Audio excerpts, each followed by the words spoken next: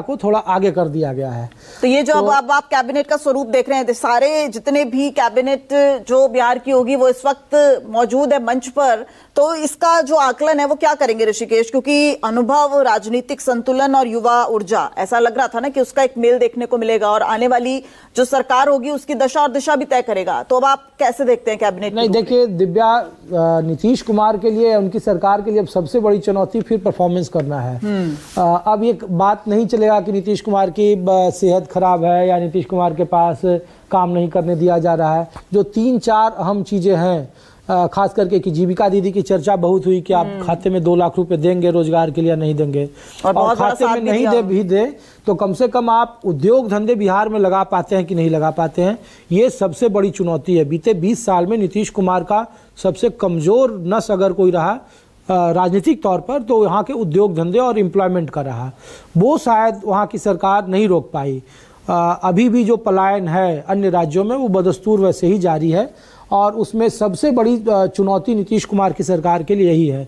जो उनका खजाना है, जो हाल के दिनों में पैसा खर्च किए हैं कि 1100 रुपये आपने पेंशन की राशि बढ़ा दी, 125 यूनिट बिजली फ्री कर दी, 10-10 हज़ार रुपये दे दिए, फिर 2-2 लाख रुपए का आपने वादा कर दिया, आपने जीविका दीदी का मानदेय बढ़ा दिया, आपने आशा वर्कर का मानदेय बढ़ा दिया। तो जो वहाँ के जो इकोनॉमिस्ट हैं वो दिव्या कह रहे हैं कि तकरीबन 24,000 या 31,000 करोड़ का एक्स्ट्रा बजट बढ़ा है। अच्छा। और बिहार का जो इनकम है वो 17.5 या 19.5 हजार करोड़ का है जो टोटल है, और वो माइनस में है बजट। तो ये कैसे पूरा करेंगे, ये भी राजनीति में चर्चा है कि बलबंक का पैसा आपने खर्च कर दिया चुनाव के दरमियान में। तो नीतीश कुमार, देखिए ये हम ऋषिकेश एक बार फिर अपने दर्शकों को बता दें, ये जो हम तस्वीर दिखा रहे हैं किस तरीके से 3 मार्च 2000 को नीतीश कुमार ने सबसे पहले शपथ ली। उससे पहले भी हम आपको दिखा रहे हैं, ग्राफिक्स के जरिए हम समझा रहे हैं। हमने यहाँ पर 6 विंडोज जो है वो बनाई है, उसके जरिए हम आपको बता रहे हैं कि देखिए किस तरीके से जो नीतीश कुमार का जो राजनीतिक पृष्ठभूमि है वो क्या कुछ कहती है, और 10वें बार अब बिहार के सीएम के तौर पर शपथ ली है। एक बार फिर से आपको बता दूं कि आज लगभग 24 मंत्रियों ने बिहार सरकार में मंत्री पद की शपथ ली है, जिसमें एलजेपीआर से 2 मंत्री हैं, हम पार्टी से जो है वो 1 मंत्री ने शपथ ली है, आरएलएम से 1 मंत्री ने शपथ ली है, जेडीयू से 7 मंत्री, और नीतीश कुमार जो सीएम के तौर पर रहेंगे उन्होंने शपथ ली है। साथ ही साथ बीजेपी से 2 डिप्टी सीएम सम्राट चौधरी, विजय कुमार सिन्हा और 15 मंत्रियों ने शपथ ली है। इस वक्त आप देख सकते हैं मंच पर सभी जो पूरी कैबिनेट है वो इस वक्त मौजूद है। हालांकि अभी और मंत्री पद की शपथ जो है वो भी होगी, जिस तरीके से हमारे सहयोगी भी बता रहे हैं कि मकर संक्रांति के बाद, यानी कि अब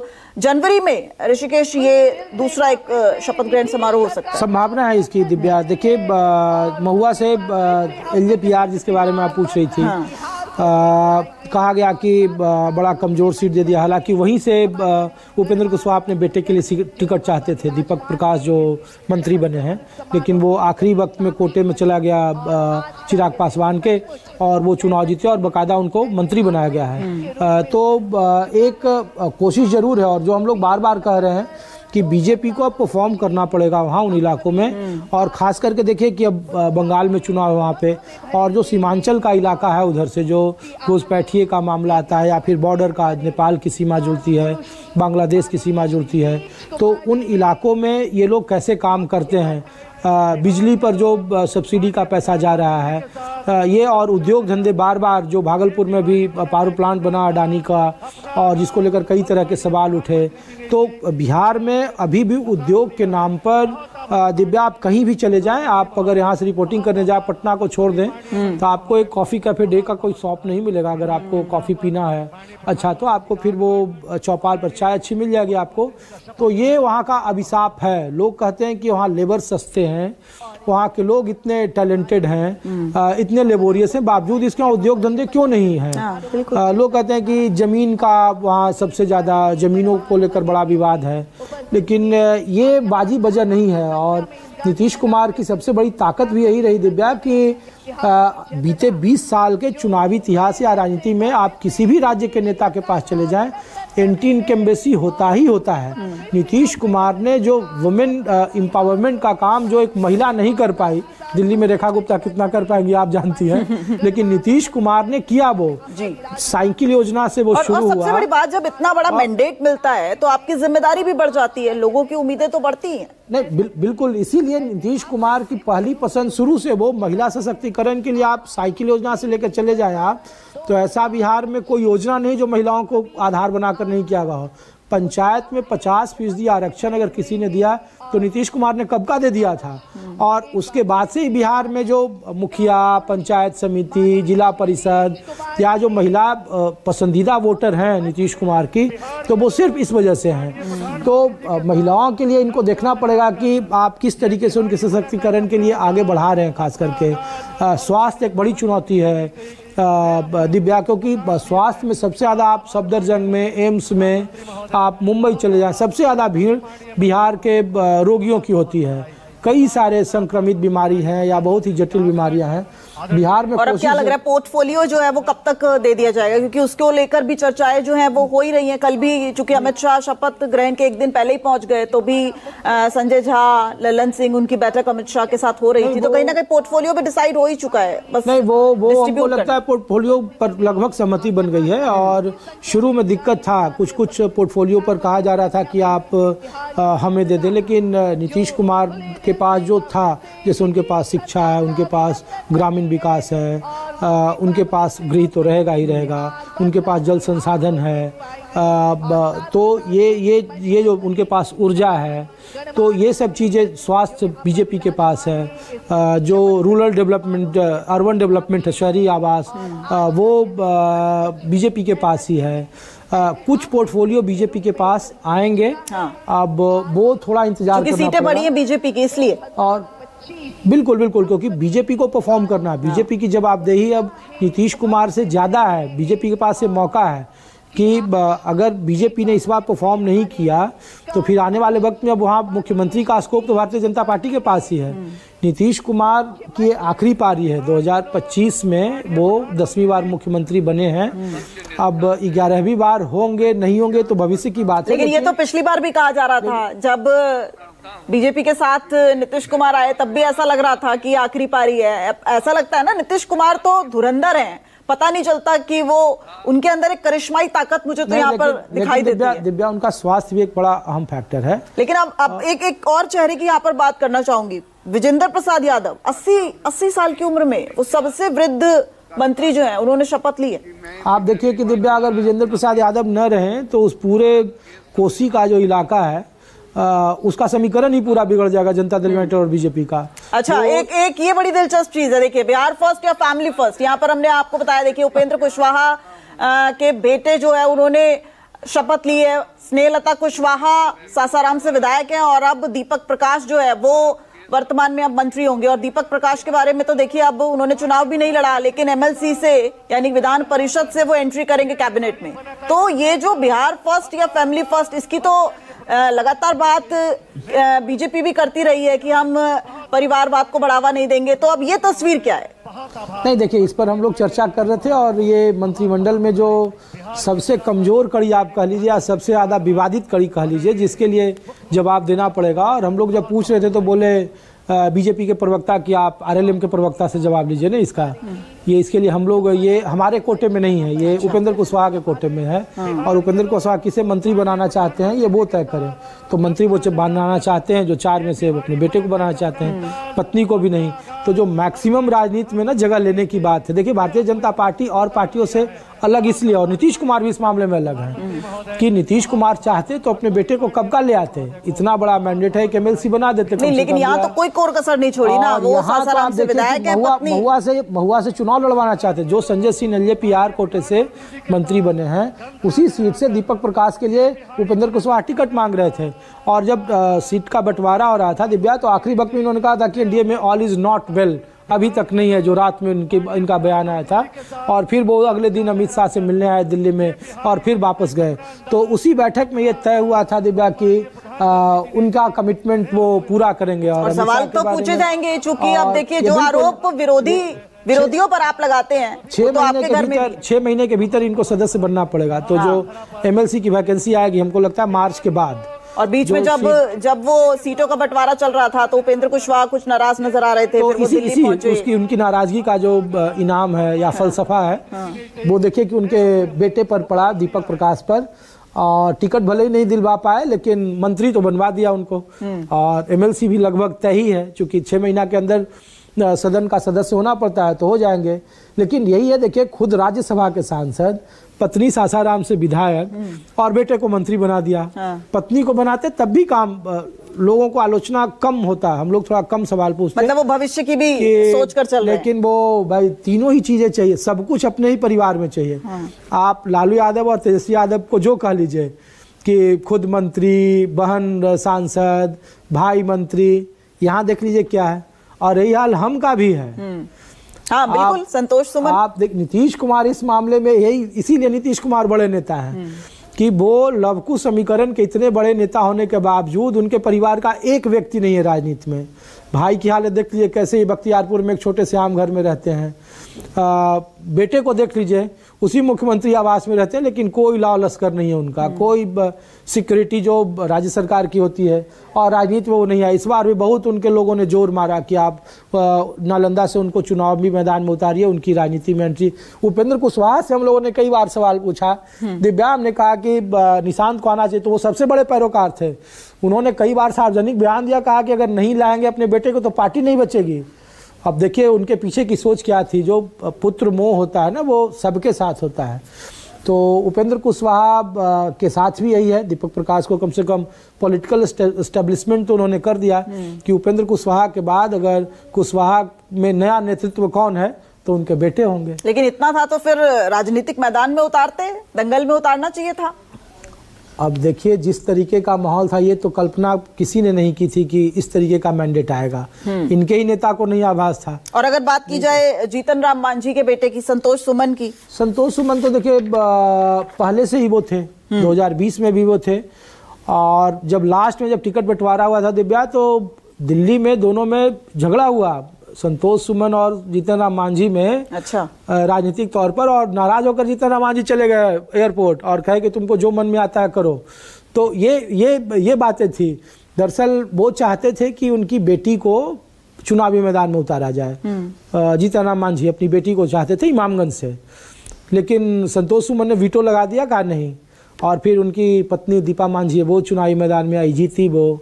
तो खुद लोकसभा के सांसद, बेटा मंत्री, बहू विधायक, समधन विधायक, तो जो पूरा कुनबा है ना परिवार, तो जो सामाजिक न्याय है वो पारिवारिक न्याय है दरअसल।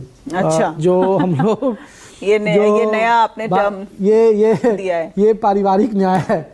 तो ये कहानी कमोबेश। इसीलिए देखिए छोटी पार्टियां हमेशा ही राज्य हित के मुकाबले पहले अपना हित साधती है, ये तो बिल्कुल सच है। दिव्या, आप कहीं भी देश में चले जाओ, और इसीलिए बीजेपी अगर कहीं बार बार कहती है कि क्षेत्रीय दलों से राष्ट्रीय दलों को नुकसान है और उनका अस्तित्व खत्म हो जाना चाहिए, तो उसमें कुछ बड़ी भूमिका इस तरीके के राजनीतिक फैसलों की भी होती है। हालांकि जेडीयू उसका एक्सेप्शन है कि जेडीयू में आप देखिए कि महेश्वर हजारी जो मंत्री हैं बनेंगे, अभी लगता है इस बार उनका शपथ नहीं हुआ है, अभी तक नहीं हुआ है। महेश्वर हजारी बड़ा करीब है, समस्तीपुर से हैं, वो भी जीते, उनकी बेटी भी जीती चुनाव उनके परिवार से। तो आप अशोक चौधरी को देख लीजिए, खुद जेडीयू में हैं, एमएलसी हैं। उनको तो नीतीश कुमार का भरोसेमंद भी कहा जाता है। उनकी बेटी जो सांभवी हैं वो एलजेपीआर से सांसद हैं। हाँ। लेकिन फिर भी वो चलता है। उपेंद्र कुशवाहा का तो नहीं चलता है। ये तो बड़ा मतलब पारिवारिक न्याय जो है ना, पारिवारिक न्याय सामाजिक न्याय से अलग। और ये शब्द विरोधियों के लिए जब हम लोग चर्चा कर रहे हैं तो निश्चित तौर पर आप देखिए, जब हम लोग स्टूडियो से बाहर जाएंगे फिर उसके बाद सोशल मीडिया और जितने में आप सबसे ज्यादा सवाल इन्हीं पर पूछेंगे। बिल्कुल, लोग डिबेट करेंगे इसी पर कि भाई देखिए ये है। तो ये निर्णय अब उपेंद्र कुशवाहा की बहुत मंजे हुए खिलाड़ी हैं। धमदाहा से वो ये जंदाहा से वो पहली बार जीते थे, वो जब नेता प्रतिपक्ष बने थे। तो उपेंद्र कुशवाहा के बारे में कहा जाता है कि बड़ा मोरली तौर पर ये नेता मजबूत रहे हैं, लेकिन आप राजनीतिक फैसले लेने में देखिए पारिवारिक न्याय सब पर भारी है। तो इसीलिए ये बात नीतीश कुमार पर लागू नहीं होती है और नीतीश कुमार इसीलिए 20 साल मुख्यमंत्री रहने के बावजूद उनके खिलाफ कोई एंटी इनकम्बेंसी नहीं है और उनकी तारीफ ही लोग करते हैं कि नीतीश कुमार इकलौते फैक्टर हैं और हम लोगों को भी नहीं लग रहा था कि उनका अति पिछड़ा वोट इस तरीके से इंटैक्ट रहेगा। जी, महागठबंधन ने कोशिश जरूर की थी कि अलग अलग दलों को अपने साथ जोड़ने की, कि सहनी को तोड़ लें, तत्मा को तोड़ लें, कुछ सवर्णों में बंटवारा कर दें, लेकिन सारे कार्ड फेल हो गए। और हम लोगों ने थोड़ा प्रशांत किशोर को ज़्यादा, देखिए प्रशांत किशोर को और मौका मिल गया, जिन पर आरोप लगाए सब पर मंत्री बन गए। दिलीप जायसवाल जिनको मेडिकल कॉलेज हड़पने का आरोप लगाया, कहा यार ये एक अदना सा कर्मचारी, यानी ये एक तरीके का जवाब भी है कि भाई आपने जो आरोप लगाए वो पूरी तरीके से निराधार। और इन्होंने कहा जनता ने जनादेश दिया है तो जो मेरी मर्जी होगी राजनीतिक फैसले वो मैं करूंगा। और आपको जनादेश नहीं मिला? हाँ, आपको 1% भी वोट नहीं मिले, सीट नहीं मिली। सीट तो छोड़िए, परसेंटेज है, आप 6% मिनिमम होता है कि आप राजनीतिक दल का दर्जा हासिल कर ले। हाँ, लेकिन नहीं हुआ, उससे कहीं अच्छे तो वैसे ही निकले जो 15-20 दिन आए चुनावी मैदान में और न केवल 5 सीट, छठा तो मात्र 300 या 400 वोट से हार गए। मतलब उनका स्ट्राइक रेट सबसे ज्यादा, तो भाई सबसे बड़े तो वही रहे, उनका स्ट्राइक रेट सबसे ज्यादा रहा। और वो भी जब 3 तरह से लड़ रहे थे, बीजेपी और एनडीए का भी पूरा वोट बैंक उनके खिलाफ, महागठबंधन का भी पूरा वोट बैंक खिलाफ, लेकिन अपना ओवैसी का अपना वोट बैंक। और इकलौता जब हम लोग किशनगंज में गए थे तो ओवैसी की चर्चा, हालांकि उनकी पार्टी में फिर से अंधमारी होने की संभावना है। जब आने वाले वक्त में आप देखेंगे तो जो जेडीयू का कुनबा बढ़ाने की बात आ रही है उसमें एक आईपी गुप्ता हैं सहरसा से जो जीते हैं, महागठबंधन के साथ कोलिशन में जीते हैं, एक बीएसपी से चुनाव जीता है। तो 2 नंबर तो मैं यही बता रहा हूँ आपको। कांग्रेस के कई सारे विधायकों पर नजर है। अच्छा, मतलब वो जेडीयू में जा सकते हैं? जेडीयू में ही जाएंगे। अच्छा, क्योंकि इसीलिए बीजेपी के मुकाबले जेडीयू ने अपने कोटे की संख्या सीमित रखी है। 14 उनके में हुए हैं तो इनमें शायद 8 हैं जेडीयू के कोटे से। जेडीयू में आज जो लिया है वो 7 मंत्रियों ने शपथ ली है, मुख्यमंत्री के इंक्लूड करके 8 है। हाँ, मुख्यमंत्री तो जो 4-5 सीटें रखी हैं तो ये जो सरल आवर्त नियम रहा ना। अच्छा, अभी यानी कि राजनीतिक हलचल जो है वो और ज्यादा रही। आप ट्रैक रिकॉर्ड देखिए ना दिव्या की, 2010 में हम लोग यही बात कर रहे थे कि 10 में 206 सीटें मिली और 14 आते थे नीतीश कुमार कहाँ आए, 15 में 181 सीटें मिली महागठबंधन के साथ नीतीश कुमार, फिर देखिए मिड में आते आते कहाँ गए, 20 में किनके साथ आए फिर कहाँ चले आए, 25 में इतना बड़ा मैंडेट मिला है तो ये कहना मुश्किल है कि क्या होगा। नहीं, अच्छा, जो आप AIMIM का जिक्र कर रहे थे, एक समय वो भी था जब लगातार ओवैसी जो है वो तेजस्वी यादव को चिट्ठियां लिख रहे थे कि हम महागठबंधन का हिस्सा होना चाहते हैं। तो अगर वो होता, महागठबंधन का हिस्सा AIMIM होता, तो क्या महागठबंधन को उससे मजबूती मिलती? नहीं, निश्चित तौर पर उस इलाके में सुपड़ा साफ हो जाता है एनडीए गठबंधन का।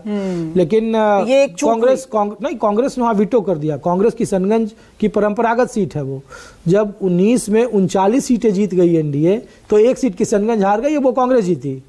तो कांग्रेस नहीं चाहती है कि उनकी जमीन पर कम से कम ओवैसी आए, लेकिन उन इलाकों में उधर के मुसलमान बेहद प्रोग्रेसिव हैं कि वो अपने हिसाब से। इसका मतलब तो इस वक्त पॉलिटिकल पार्टीज को अपने अपने विधायकों को इंटैक्ट रखना सबसे बड़ी चुनौती है, खास करके कांग्रेस की। हाँ। कांग्रेस के जो 6 जीते हैं उनमें से जो जानकारी है 4 का तो लगभग लोग कयास लगा रहे हैं कि तय है। तो 4 और 2 ये जो मैं बता रहा हूँ 6, तो 85 से 6 आप जोड़ लिए तो 91 पर जेडीयू पहुंचती दिख रही है। अच्छा। और फिर बड़े भाई की भूमिका में आ जाएगी। इसलिए जेडीयू ने कहा कि कोई बात नहीं, आप अपने मंत्री बना लीजिए। तो जेडीयू में ही आएंगे, बीजेपी में भी तो आ सकते हैं? बीजेपी में संभावना कम है। अच्छा। क्योंकि उनको सूट नहीं कर, बीजेपी में आने के बाद मंत्री नहीं बनना पाएंगे ना, बीजेपी का में वैकेंसी नहीं है। नहीं, वहां तो फिर केंद्र के लिए भी आपके लिए रास्ता खुल जाएगा ना, ये भी तो है। लेकिन जो विधायक है बीएसपी से जो जीता है चुनाव, वो लोकल पॉलिटिक्स करते हैं, अपने इलाके की पॉलिटिक्स करते हैं, उनको ज्यादा सूट करता है क्षेत्रीय दलों को। और नीतीश कुमार कमिटमेंट के मामले में, और इवन मुसलमानों का देखिए कि जमा खान जैसा व्यक्ति जिसको इकलौता सीट दिया, 4 टिकट दिए थे, हालांकि 1 जीता और उसको मंत्री बनाया। तो अभी कौन से आज ऐसे चेहरे थे जो लगा कि जो है वो मंच से उनकी दूरी रही और उनको कैबिनेट में आना चाहिए था? क्योंकि अभी जो आधार रहा वो काफी हद तक ये भी रहा कि बहुत बड़े मार्जिन से उन्होंने जीत दर्ज की है, या फिर वो अपने जाति का प्रतिनिधित्व करते नजर आ रहे हैं, या फिर नीतीश कुमार के भरोसेमंद जैसे अशोक चौधरी या विजय चौधरी वो रहे हैं? तो और अभी आपको ऐसा लगा कि कोई चेहरा जिसकी दूरी... उसमें वहां सिर्फ दो ही चेहरा है, नीतीश कुमार और प्रधानमंत्री मोदी। उसके बाद जितनी भी आप जीत देख लीजिए, किसी का कोई अपना निजी जीत नहीं है, किसी का नहीं। आप बिहार में एनडीए में कोई एक आदमी नहीं कह सकता है कि वो उनकी पर्सनल अपने व्यक्तित्व पर जीत है। ये दोनों ही नीतीश कुमार और नरेंद्र मोदी के चेहरे पर जीते हैं। और इसीलिए कि जो 3 बार 4 बार मंगल पांडे की आप स्थिति में बता रहा हूं आपको कि जब हम लोग सिवान गए थे तो बिल्कुल नज़दीक लड़ाई थी, और जो उनके मुकाबले थे जो अवध बिहारी चौधरी जो उनके मुकाबले जीते थे, उनका स्वभाव बिल्कुल सरल था, कोई एंटी इनकम्बेंसी नहीं थी, बावजूद मंगल पांडे वो चुनाव जीते हैं। तो ये नीतीश कुमार और नरेंद्र मोदी के चेहरे पर ही ये पूरा चुनाव जीता। और दूसरा जातीय समीकरण का जो अमित शाह का जो अपना गणित रहा पर्दे के पीछे का, खास करके टिकट बंटवारे में। और शुरू में तो कहा जा रहा था कि बीजेपी का टिकट बंटवारा सबसे खराब हुआ है जनता दल यूनाइटेड के मुकाबले में, बावजूद उसके स्ट्राइक रेट सबसे ज़्यादा 89 कोई जीते, ये कल्पना में नहीं था। मतलब भारतीय जनता पार्टी के लोगों को भी नहीं लग रहा होगा, हम लोगों को तो बिल्कुल नहीं लग रहा था, लेकिन बावजूद इसके वो चुनाव जीते हैं। और ऐसे कई सारे नेता हैं जिनको आने वाले वक्त में हो सकता है कि जगह मिले, लेकिन बीजेपी ने तो 14 कर दिया और कुछ लोगों को रखा है। लेकिन जेडीयू वहाँ हमेशा हैरान करने वाले निर्णय करती रही है। और बिहार की राजनीति में अगर रोमांच और कहीं बचा हुआ है तो वो जनता दल यूनाइटेड के साथ ही होता है। अच्छा, कि हर 5 साल के भीतर वहाँ कुछ न कुछ उस तरीके का दिखता है। इसीलिए बिहार के हलकों में 2 तरह की चर्चाएं हैं दिव्या, अगर आप चुनावी नतीजों के बाद से ही, कि आप 85 और